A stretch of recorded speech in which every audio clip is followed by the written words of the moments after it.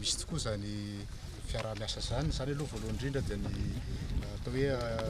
solidarité gouvernementale fahaizana miaraka anatin'ny fitondram-panjakana satria zany fahaizana miaraka zany tokoa no mitondra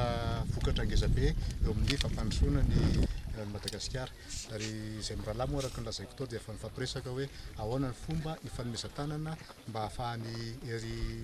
mpamokarana ato amin'ny Floalda hanatsara ny vokatra izay efa misy satria fantatrareo fa ity toerana ity dia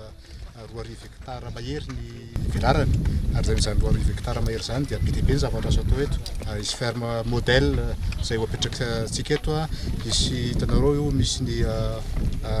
ity fitaizana zanatrondro izay azavain'ny Andriamatoa Minisitra rehefa avy eo moa ny anaovana an'izany izay hitondra zava-baovao zany ao amin'ny lafiny ara-tsakafo, amin'ny lafiny fampandrosoana amin'ny toerana itony ary izay no atao hoe relation civilo-militaire na koa hoe action civilo-militaire fiarahan'ny vahoaka sy ny Floalda, ny vahoaka sy ny mpitandro filaminana feno ary fiarahana maharitra mba hitondra vokatra makany any amin'ny fampandrosoana.